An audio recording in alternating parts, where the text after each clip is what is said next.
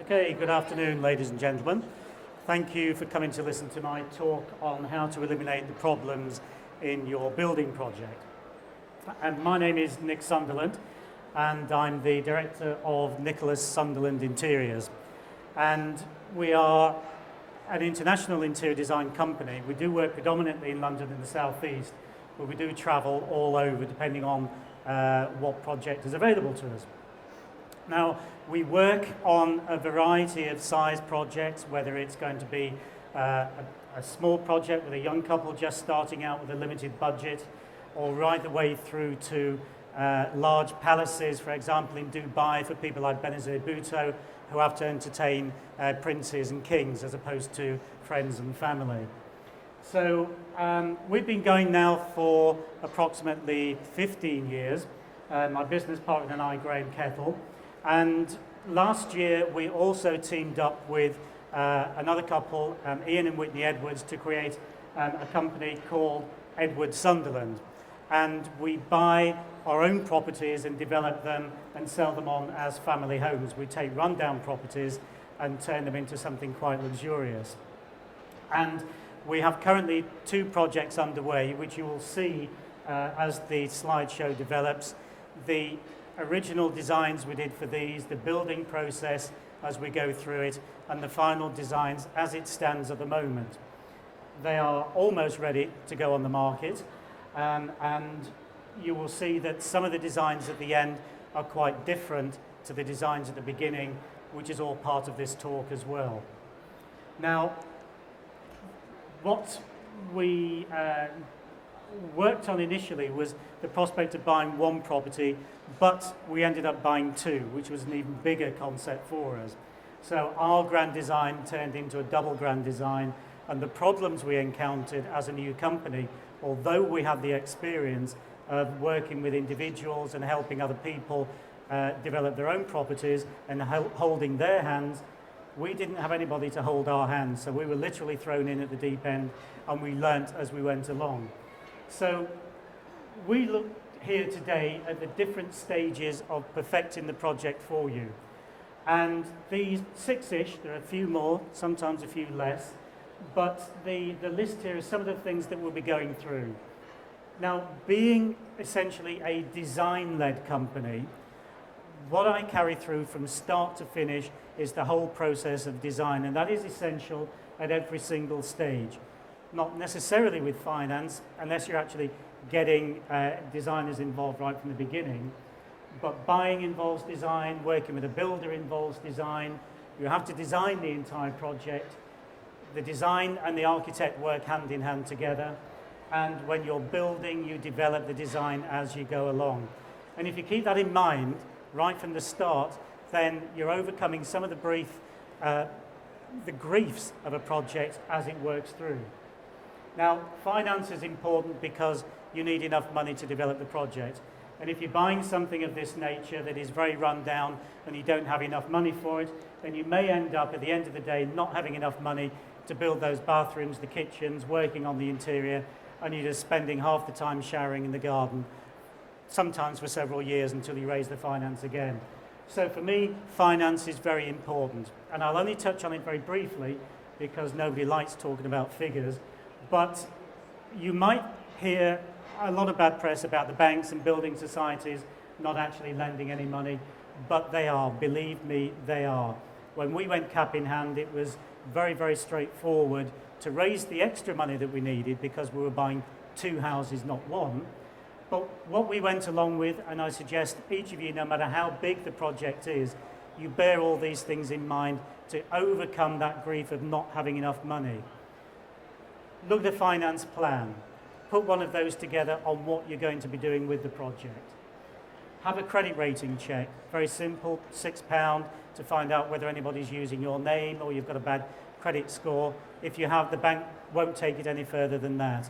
and it takes 10 minutes to set up, 5 minutes to check out, and if you've got a good credit rating, then the bank will start talking to you immediately. When you go along to raise your money, have a budget in mind. It's no good thinking, well, I might need 100, I might need 200 or 50,000. Have that figure in mind so that they know you've approached this project professionally. No matter what figure you've got in mind, always have an extra 20%. Doesn't matter what it is, how much it is, whatever you're doing, take 20% of that budget, add it on, take it out the figure you've got, but keep that to one side for all the problems and changes that you will encounter as you go along. And we will talk about that, and I will show you why you need that. Have a project in mind. Decide before you go to the bank that you are taking on this particular property. This is what you want to do. You might not be able to buy that one, but you want to buy a complete wreck and renovate it right the way through to the finish and have a family home, either for yourselves or to sell it. And have a profit figure in mind as well. If you're buying it for 500,000, when you've worked on it, is it going to be worth 800,000-900,000? The banks like to hear that immediately their investment in you is going to be an investment overall, so that should anything happen, there is a property there that can be sold at profit and the debt can immediately be paid. Get all of that underway right from the start, and it's going to work for you. Now, buying a property, think about the house style that you're looking for. Is it Georgian, Victorian, Edwardian? Is it a 20s house or a 30s house? If that's the style you want, then you can then define the area that you're going to be buying in. Fine-tune it. Don't be looking all over London or all over the country trying to find the house that suits you, because you will find that houses were built at particular times in particular areas, so you're focusing immediately on that. Once you've chosen that house style and it determines the area that you're looking at, then start defining the roads. Look at that to see whether transport is good for you, whether the schools are good for you, whether round the corner is good. Has it got gasworks around the corner that they're going to be working on for years? Have a look and see what is out there. Once you've defined that, you then talk to the agents, and then you hand over all that grief to them on looking for the property for you, knowing that it's going to be in the right road, in the right area, it's going to be the right house style, and you've already got a project budget in mind that they can work to. Now, when you start looking at these houses, when you go in, forget what it looks like. You're doing this to build a home for yourself, not what's existing. Doesn't matter if the kitchen is old and ramshackle, you will be replacing it. If you don't like the decor, if you don't like the carpets, if you don't like the fact that the lean-to that was built in 1950 is horrible, forget all that. Have vision in mind. And this is often where we come on board with people who don't really know what they're going to be doing with their property. And they might hire me for a couple of days to go around and look at houses. And I will take along with me large, probably A3 drawings from the estate agent's specifications, and walk around with that. We were looking at 2 houses, but it works equally on a single house like this. As I walked around with my client, I started talking about their particular vision and what they wanted, how we could maximize the space and light throughout the property. And very simply, going along with a pen, filling in the gaps, looking at the sides. Can we make a side extension? Can we knock something down at the back? How much more space can we take up whilst actually creating space?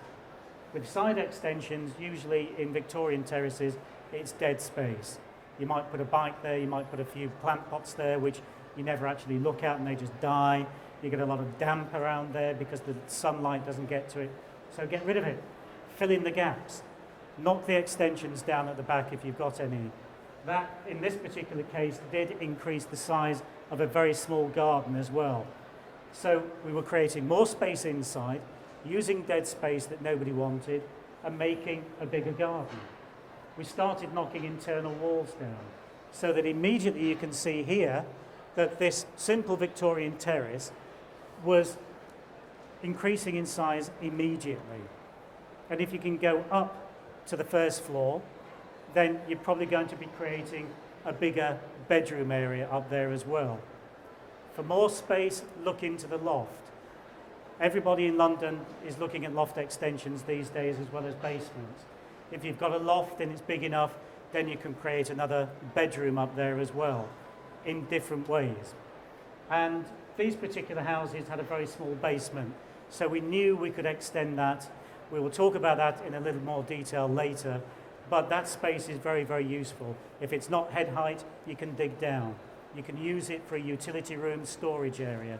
But suddenly, all the space that we had here, the sort of things that we could do from day one, made it a very viable proposition. So if that's the case, you buy it. You then, we'll come back to this in a second, if you're going to be buying it, you then start to look at different areas of the development.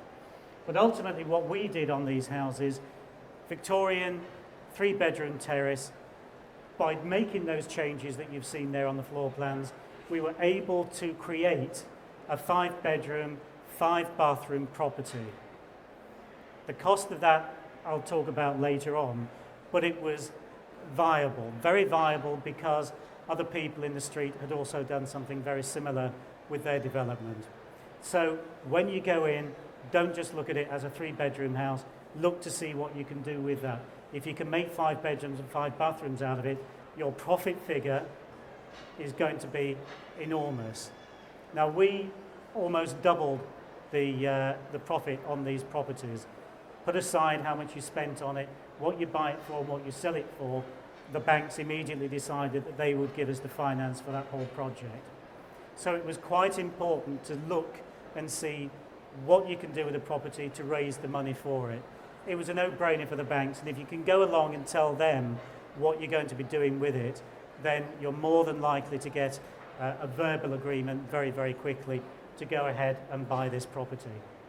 Now, the warning point that we came across, inevitably we all have this problem, it's to do with the builder.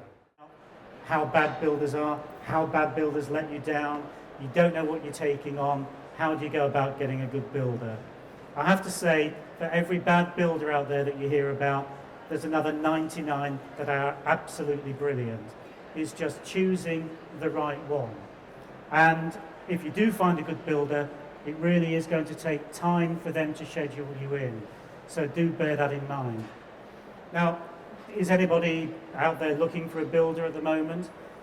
A project that they need one for? No?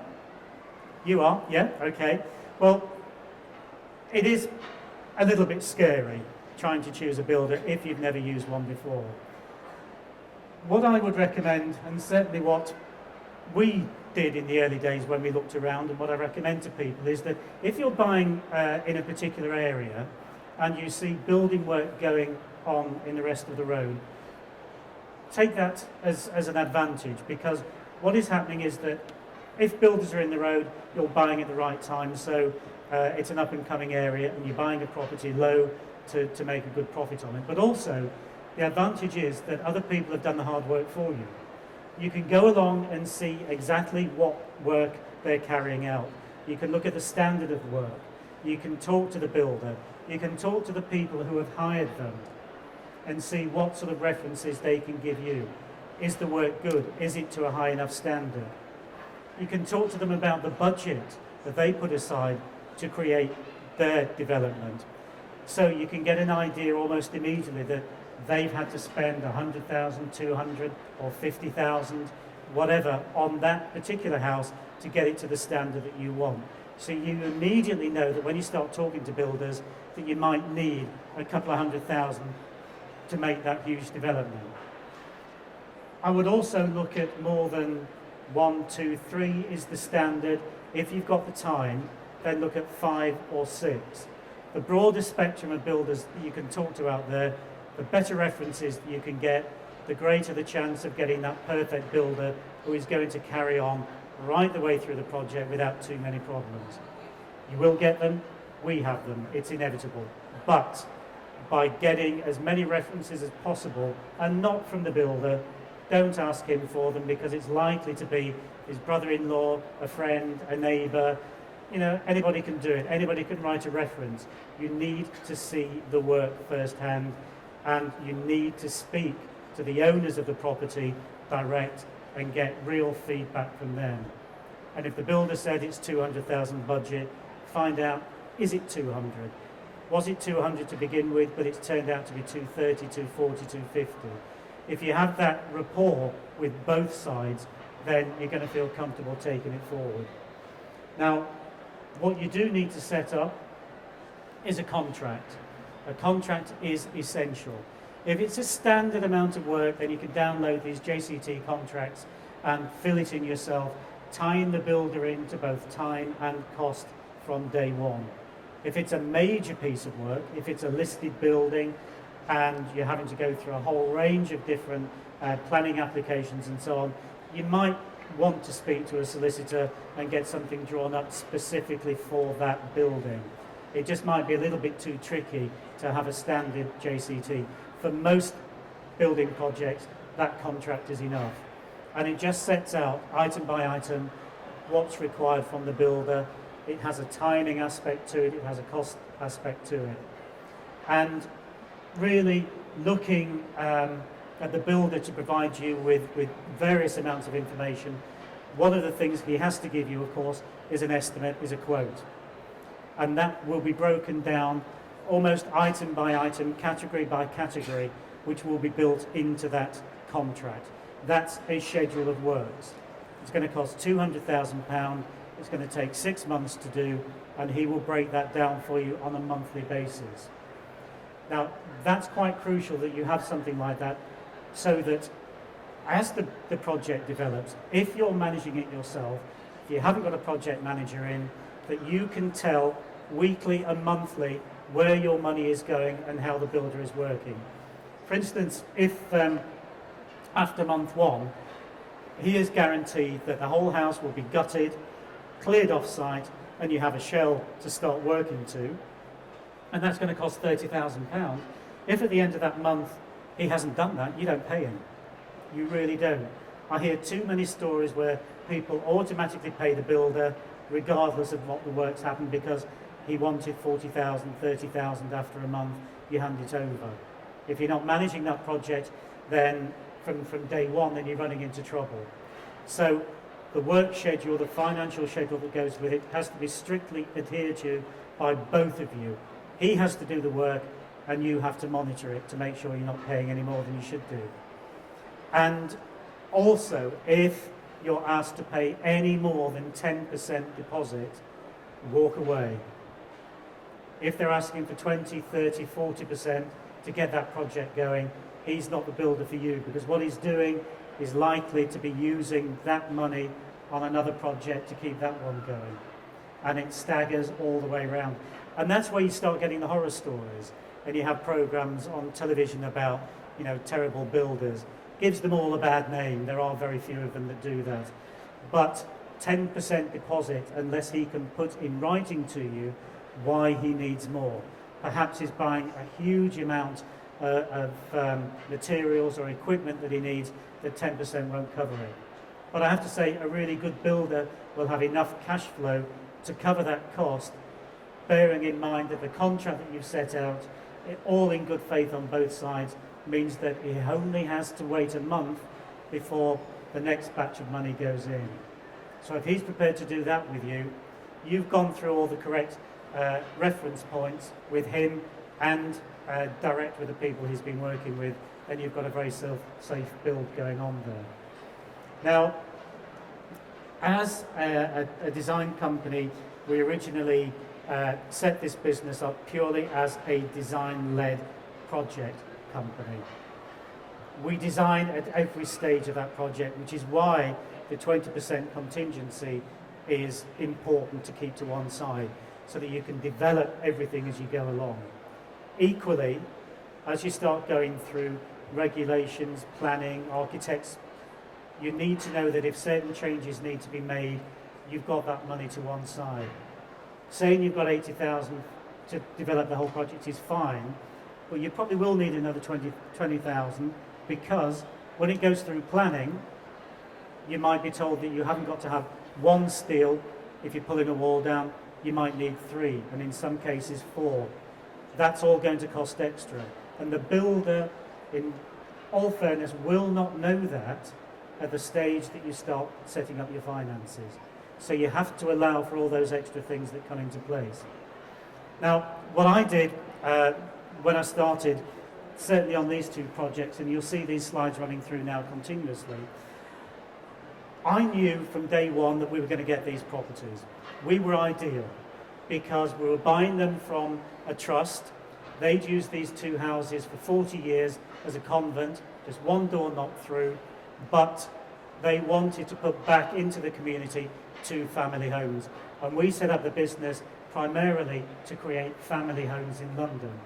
So we hit it off almost straight away with the agents, with the trust, and we felt very, very confident, although we were bidding against other people, that we would have these houses. So I took it on board to start designing these homes immediately, before we'd even exchanged. And I spent a month working out the designs in advance to save time, because once we'd completed, we needed to hit the ground running and start building these.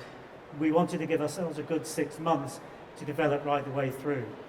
And could you give these boards out? Perhaps you'd like to have a look at these and just pass them around. Yes, those.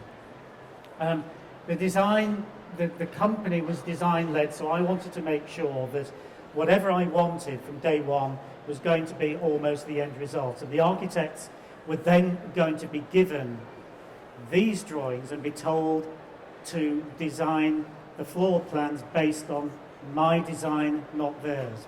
That was quite crucial for me, because I had a style and a theme that I wanted to create on these first 2 properties that I would carry on right the way through our development project. So that style had to be set, and I needed to know that what I was handing over to my architects was going to be followed. Now, I don't know if anybody is dealing with any architects at the moment on anything. This gentleman here again, yeah? Often, if you go to an architect, it might be an established company that will charge you a percentage as they work right the way through. They might even want to get into project management as well, which is a fee that goes on. Now, we don't work that way. We use architects. We have to use architects because we want everything set up correctly. But I handed these designs over to a young architectural company who was keen to build their portfolio. It wasn't a case of it's going to be 2% of the finished value of the property, which would have run into 30, 40,000 overall. I wanted to know that what I was paying was the only amount I was going to be paying. So I agreed a fixed fee from day one of £4,500 for both houses. And they were quite happy to take that on. Go to a larger company and you will be paying a higher fee, but you may find out that they will pass that down to young architects because they've got fresh ideas, they're hungry for the work, but you're still paying the high fee. Nothing wrong with going to big architectural companies, but if you want to save money, that's one way of doing it, so think about it. And if you can get them to agree on a fixed fee, they won't all do it for £4,500, they'll all have their own criteria of why they want to do it and how they're going to go about it. But do bear in mind that a fixed fee is possible. And young, up-and-coming architects are keen, hungry, and desperate for a portfolio. And if they're going to be working on something that the end result is going to be quite stunning, that you're turning an £800,000 home into a £2 million home, they can immediately start using that to sell their services. Then they can start charging percentages to other people. Give them a kickstart. Now, these architects also got things ready for me through to planning. But the only changes they made on the plans that we have here, and I have one set here, perhaps you'd have a look. They moved the bathrooms around. They still gave me 5 bathrooms, but they put them in the right location so that all the services were together. So that was actually cutting down the cost on the build. They also looked at the loft. Originally we planned on building 3 stories, filling in the side, going up 3 floors, and building the loft out onto that 3rd floor. For that, we needed planning permission, which looked a little bit unlikely, given that nobody else in the area had actually managed. So we were looking at 2 stories here. The roof space itself was big enough to still have a loft extension, but using a mansard, we were able to use up both aspects of the roof surface itself. We were still able to have a large double bedroom up there. We were able to have fitted wardrobes in one roof space built to the space. We were able to go into the other side of the build to build into the roof to create extra storage. We were able to have a walk-in shower room with a relaxation area, which we couldn't have had with the other design. That sounds all very grand, it sounds very big. It was actually cheaper to do that than build the extension onto the 3rd floor. So the architect was able to help us with that idea. He was coming up with fresh ideas, but still retained the original concept of 5 bedrooms. The basement, as you saw in the original drawings, was very, very small. We were going to dig down to make it head height. We could still have a very small utility room down there and a small shower room. What we were able to do was actually dig not 1/3 of the basement area, but the whole ground floor, digging it out from the middle of the house. Now that then didn't require planning permission to do that. We needed party wall agreement, but not overall planning. And what we had downstairs was a massive area where storage was built into the walls all the way around, not just the reception room area at the front, but also the dining area at the back. So it was double space immediately.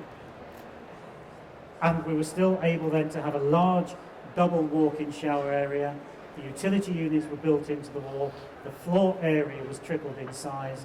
And we were able to take that away from the kitchen to build a lot more storage down there. So ultimately, we were getting far more for our money than we originally anticipated. And the architects were able to come up with that for us. Now, the architect himself is useful for getting everything ready to go through to planning. And planning itself is an absolute nightmare. Has anybody here dealt with planning departments in any authority? It's not easy, is it? It's really difficult. We have a house in East 14 that we're working on, and it's overrun almost a year purely because that particular authority has given us 5 different planners to work with. You go so far with them, they move on to another borough. You have to start again. Each planner that's come in has been nervous about agreeing with the previous planner because they have to sign it off and it's their name that goes against it. If anybody objects, they get kicked, not the previous planner. So they make changes. They moved on, another one came in place. All these things can happen with the planning department, and you want to try and overcome that grief as quickly and easily as possible. Every borough throughout the country is different, so have a look, first of all, if you can, at taking your plans to the planning department before you start putting the application in. Now, it can be quite easily just going along with the simple agent's drawings that you've scribbled on, extended at the side, knocked a few walls down, taken the back extension down. If that's all you've got, go along with that. But take with you photographs of neighbouring properties. If the 2 houses either side of you, or further down the road, or across the road, or behind you have had side extensions done, take photographs and take them along with you. If you can, look for 10 examples of the work you're looking at. Look to see who's got roof lights. If they've got skylights in the roof, you can have them as well. If they've got skylights in the floor to add light into a basement, you can have that as well. Have a look, take it along with you, because all the hard work's been done by other people, going through all that grief, all that trouble, and if you can prove that it's already been done, the likelihood is, face to face, he will tell you, yes, that's all within accepted boundaries, you should get planning application. They won't say you will, because that's not what they're allowed to do. If they say you should get it based on what I've seen here, then put your application in, and 8 to 12 weeks later, that approval will be there for you. Now, your architect will get all that ready for you. He will put that through to planning. He will pay those fees for you. That's on top of the 4,500. That's probably another £1,500, but that is not for him to deal with. He will put that through, and the planning department will look at it, they will process it, they will put it onto their system for you to view on the website. That's when your 8 or 12 weeks start, not when you submit it. That can take sometimes a month before they get round to it. So you want to do these things as quickly as possible, and don't think because you put it in on day one, that's when your 12 weeks starts. It isn't. It's when you see it applied onto the website that your 12 weeks starts. Hopefully it all goes through because you put examples through, you've shown properties that have already had this work done on, and it will go through. Doesn't mean that the work has to stop. You don't need that. You can't do the extension. You perhaps can't go into the loft if you're looking for planning on that. But if you're only looking for party wall agreement, you can start work immediately. The builder can rip everything out. You can take an at-risk approach to it by knocking the extensions down at the back and board the back of the house up. You don't want them anyway, because they've been there since 1950. They leak. Goodness knows what climbs in there at night. You've got mice, you've got rats in London, you've got a whole range of nasty things. So you don't want it. So get rid of them immediately. Start the work, go as far as you can. Planning for party wall agreement is much simpler and much quicker, and you can deal with that quite independently. You get a surveyor in. Has anybody done party wall agreements? No? All that means is that people on either side of your property, if it's a terrace, have to agree to the works that you're going ahead with. If it's quite straightforward, they shouldn't have an objection to it. In this case, our planning to put the properties in between the two houses, we were the only ones that could object to it. If you've got a single terrace where you're filling in that gap and there's a house next to it, then yes, you need planning permission for that, and you have to go through the whole 3-month process for them to agree it.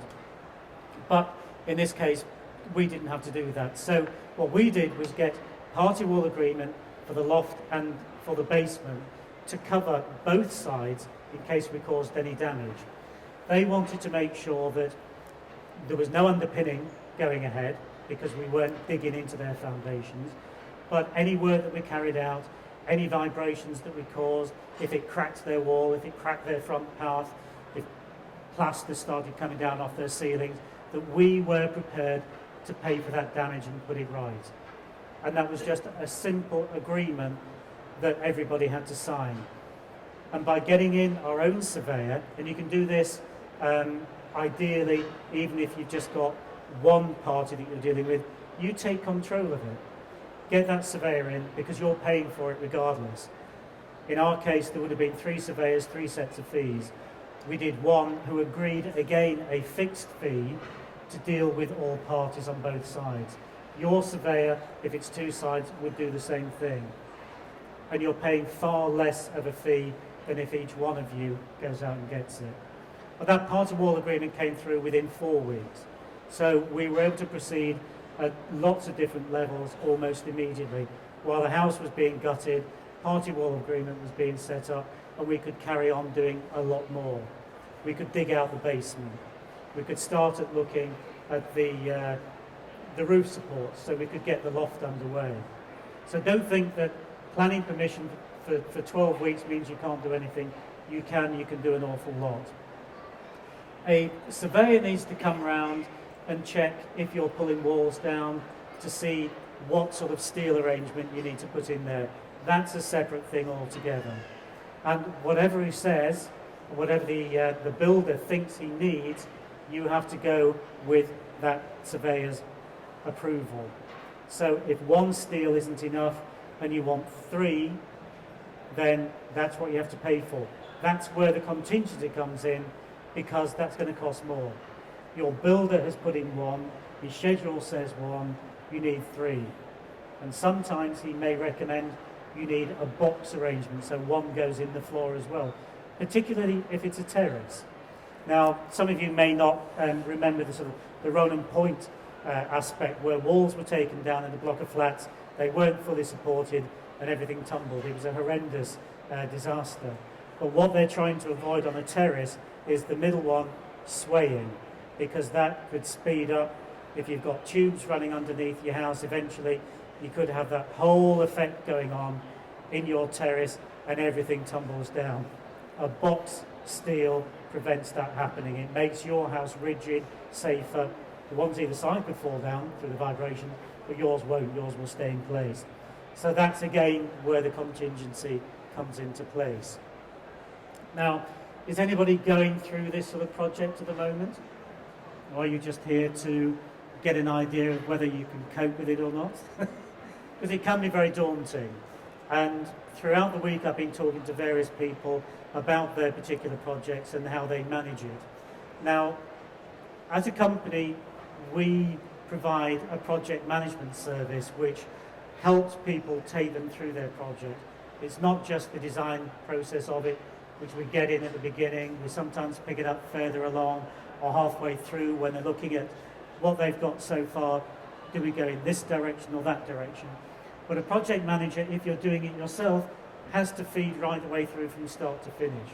If you hire somebody, they will go on site 2 or 3 times, sometimes every day, depending on the situation, and check that the builder is actually doing what he's supposed to be doing. That the approval plans from the planning department are being followed. They will come out anyway and check it, but you want to make sure that if he's being told to do 3 or 4 steels, he's actually done it. Check it before it's plastered up. If you're working, you might not get there until Friday evening. The builder's gone home at 3:30, always goes home at 3:30 on a Friday. He'll turn up at 7 o'clock on Monday morning, but you might not be able to get hold of him. He might not be in a situation where he wants to talk to you over a weekend.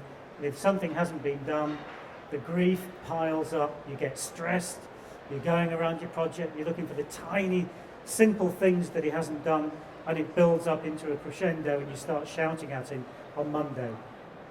Then he won't pick up the phone again for a few more days. A project manager will take all that grief away from you to make sure everything is being done. You're not being overcharged for things, and what you are being paid for is actually underway. So that's something maybe you should consider right at the beginning when you're putting your finances together, to build that cost in for somebody to do it for you. Excuse me. Equally, consider getting an interior designer in on your project. Whether it's just going through those original floor plans to get the space worked out for you, or then taking it right the way through to monitor the whole design so that you're not just ending up with a house, you're ending up with a home that has value, that's exactly what you want, that's beautiful to live in, that your friends and family look at in awe. Now, a designer costs money, of course it does. We all work, we all do things to earn money, and you probably think that an interior designer is a luxury. Believe me, it's not. Most of my clients will say, and they have said in the press, on television, in interviews, that the best thing they ever did was get an interior designer in on the project from day one.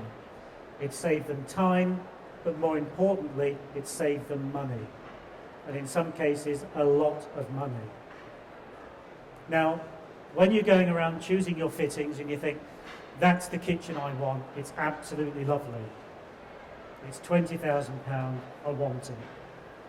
You go back a couple of days later just to make sure, and you see in the far corner a kitchen that's even better. They've just fitted it in the last couple of days. It's £30,000. It's got fantastic work surfaces. It's got electric doors and drawers. It's absolutely stunning, but it's 30,000, and you really only have 20,000. Now, an interior designer, if they're working with you, will probably take you to another company where they can show you a better kitchen that costs £40,000 that they will probably get you for 20,000. They're taking all the hard work away from you, taking you to the best quality to give you the better value. So that 20,000 kitchen you budgeted for, the 30,000 you'd really like, that stunning kitchen at 40,000, suddenly you can afford, and it's not even coming out of your contingency. Choosing bathrooms these days is becoming a nightmare. Where do you go? You go to John Lewis, you go to Bath Store, you look on the internet, you've got limited amounts of things that you can look at. It's not quite what you want. So you can spend weeks, sometimes months, trailing around all the shops because this shop's got Grower, that shop's got Hans Grower, you've got Juravit, the other side of the town. You're trekking everywhere at weekends, because that's all the time you've got. An interior designer can take you to one showroom that's trade only, that has everything in it. They can show you all these fantastic bathrooms, these amazing showers with side jets, the big shower heads that you think you possibly can't afford, but you can because they can get you that trade discount. So they're paying for themselves all the time, not just on the time because you might just have to go out once a week, you spend Saturday, one showroom, everything is there, this is what you want. It's not going to cost you 30,000, it's going to cost you 10. I'm exaggerating there, believe me. But you see the example. They can help you save money and time, and you're not just getting a standard kitchen or bathroom that you're buying off the internet or from a showroom, or you're going to B&Q or Homebase. You're getting something really stunning that all your friends and family think is absolutely amazing. And at the end of the day, that's the sort of home you want. You don't want something that's just a compromise that you wished you'd had, that you wished you'd done. Try and get it at the beginning, because then you're getting the advantage of actually living in it from day one with everything in place, rather than 3 years down the line when you've saved up more money, you rip your kitchen out, you don't like the tiles anymore, you have to start all over again. So you never really stop building and developing. So think about a project manager, think about an interior designer, think about it in stages, if not in entirety, because you don't need them all the time. A designer can come in to help you do the floor planning. A designer can come in to help you find the kitchens and the bathrooms. And a designer at the end can make every room work as a unit and put together mood boards for you. Now these simple mood boards, actually I'd like to pass those around please. It's just simply putting everything together, all the colours, all the fabrics, all the wall coverings, to make that home even more stunning. And again, taking you to one set of stores, perhaps even going in London to Chelsea Harbour, where you've got over 300 showrooms there from every price range possible. From simple Weems fabrics that they use in hotels that look like silks, but you're paying polyester prices. Nobody knows that they're not silk. All the hotels use them. Fabulous, luxurious curtains that you see there are very, very cheap to buy in places like that. So also you can go to the other end of the scale. If you go to Armani Cassie, you might think, wow, I can't afford Armani. Yes, you can, because what you don't know is that these stores also have a budget range. It's the Armani brand, but it's much cheaper. They put those into hotels as well. So if you want that hotel luxury look bedroom, for instance, with Armani furniture in it, believe me, it's within your budgets.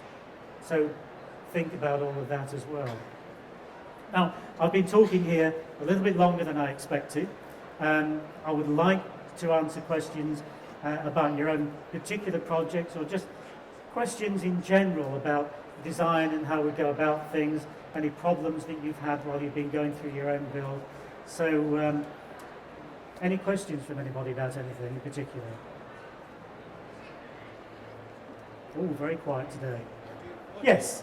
Sorry, I will come back. What kind of prices do interior designers charge? I mean, can you give me a rough idea? Okay.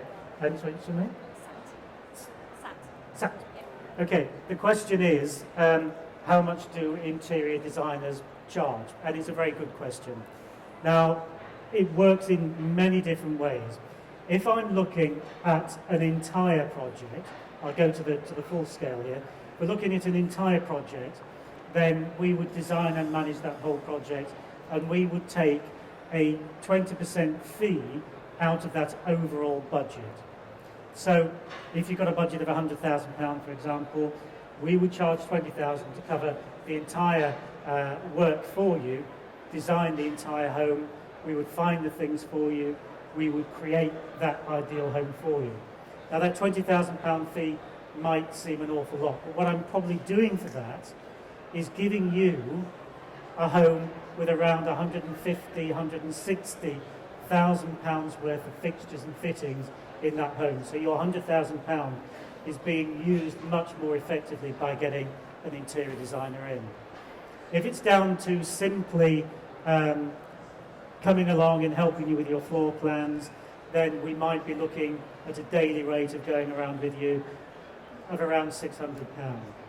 It might be coming to visit us and sitting down for a couple of hours, then we would charge you an hourly rate depending on the extent of it, of anything from sort of £120 to £200 on that.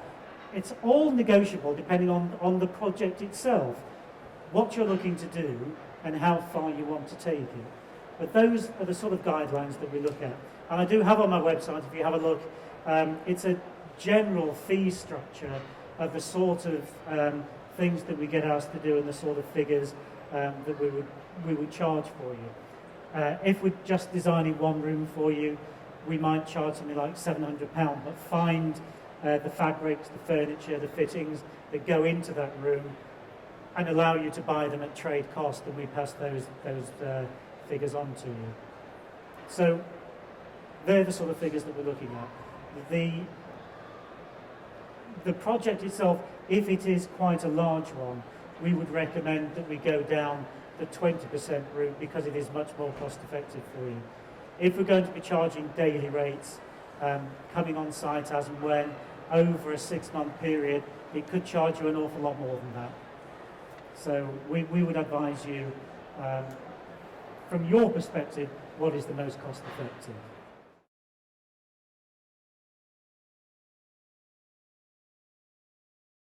If you want to increase the appearance of light and space, then simple things like putting continuous flooring right the way through a home so that there's no break in it. If you've got a hallway, drawing room, dining room, different breaks with different walls and dividers on the flooring, sometimes even different colours, open that up. Get rid of the flooring and put a continuous floor right the way through. If you hit the kitchen, if it's open plan like these houses, you'll see here we've got wooden flooring going right to the very edge of the kitchen, then there's a step down. The tiling then goes out into the garden.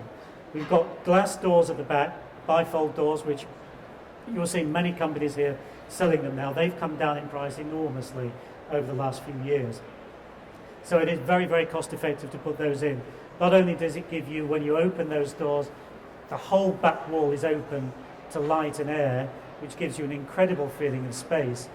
But if you continue the flooring from the kitchen out into even a small area of the garden, you change the texture, you've got your smooth inside, you've got your slightly textured tile going into the garden. The kitchen itself increases in size. Your eye follows it further and further. And if at night you light the garden up the same way that you light the kitchen, suddenly your house is doubling in length because the eye can be deceived very easily. And a continuous floor, nice sort of wooden flooring that's got a slight gloss to it because of the reflection of the oil perhaps that you put on the flooring, and that is really going to improve immediately the visual effect of space without doing anything else. You don't have to knock walls down, you don't have to build extensions to increase it, but you're doing it visually. And then also if you've got very dark rooms, then it's a good idea to look at different types of paint coverings. Now, very dark areas in a home, particularly hallways and landings, are always a problem. And I've had lots of questions here this week. What do I do with my hallway because it's so dark? There might be a front door with a couple of glass lights in it. That doesn't give enough light through it. Now, I always use a paint from Dulux. They're not sponsoring me, they're sponsoring the show, but Dulux Light and Space gives you a reflective value from the walls of between 30 and 40% depending on the location. What that does with natural light or electric light, it opens up the wall visually so it appears to be much wider than it actually is. Normal paint coverings, normal white paint, doesn't have a reflective value. This has almost got a diamond quality to it. It's not glitzy, it's not shiny, but it's the paint itself that gives you that effect. So it widens the space. It increases the heights of ceilings if you use it on there as well. So immediately it feels wider. It isn't. You haven't moved anything, you haven't done anything. You've just painted a wall and made it wider. So have a look at those shades. They're a hint of rather than a colour. So it's white with a hint of cream, yellow, green, blue, very, very soft. But as the light hits it, it really does create quite a stunning effect through the building.